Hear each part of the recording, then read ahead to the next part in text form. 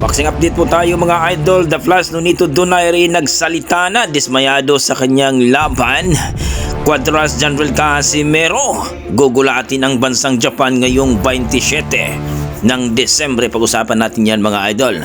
Pero kung bago ang lahat mga idol, baka pwede makahingi ng isang like, subscribe at pakipindot na rin ang ating notification bell mga idol.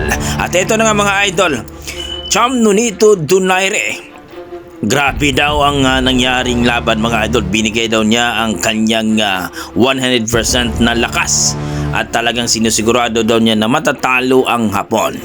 Pero dismayado daw siya sa desisyon na kung saan mga idol ang layo pa ng desisyon mga idol, 117 then 111. Hindi man lang daw kalapit ang kanyang score mga idol, pero binasag ni Donaire ang ilong ng kanyang kalaban. Pero ayon kay Donaire mga idol, siya daw talaga ang nananalo sa laban. Pero hindi daw niya inakala na siya pa daw ang matatalo nito. Talagang dismayado ang ating The Flash, the legend Donaire mga idol. Sa edad na 43, binasag pa ni Donaire ang ilong ng Hapon mga idol, kung saan ay nahospital na daw ngayon. Ayon kay Donaire, siya daw dapat ang nananalo. Bagamat hindi naman daw siya ang kampiyon, pero kitang-kita naman daw sa mga suntok ni Donaire na talagang nasasaktan at talagang yung isa pa nga mga idol, kumbaga napasag ang ilong ng Hapon dahil sa kanyang uppercut mga idol. At kitang-kita daw ito mga idol na si Baida Vilpaido. Pero hindi nga daw niya man-knockdown mga idol dahil hindi din ito basta-basta ang Hapon. Pero binigay pa rin ng desisyon. Nanalo pa rin ang kampiyon mga idol, itong Hapon na to mga idol. Kaya dismayado sa itong si Donaire.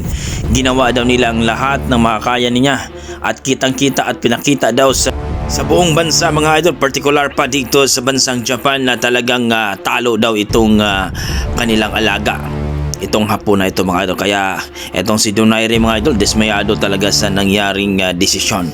Pero bagamat mga idol ay kinakongratulate pa rin niya ang kanyang kalaban na si Chochomi mga idol, dahil siya daw ang nanalo. Pero kitang-kita daw sa mata ng tao na siya pa rin ang nananalo.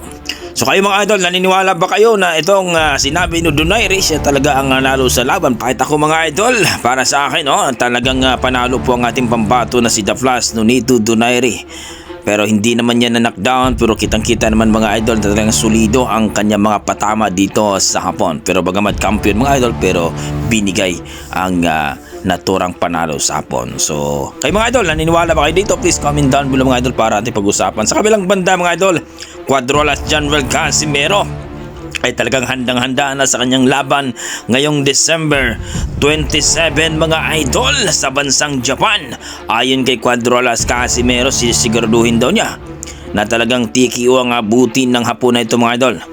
Kung makipagsabayan lang daw ito, napakadali lang ito. Mga isang round lang daw ito mga idol, o baka hindi daw abutan ng isang round, basta makipagsabayan lang.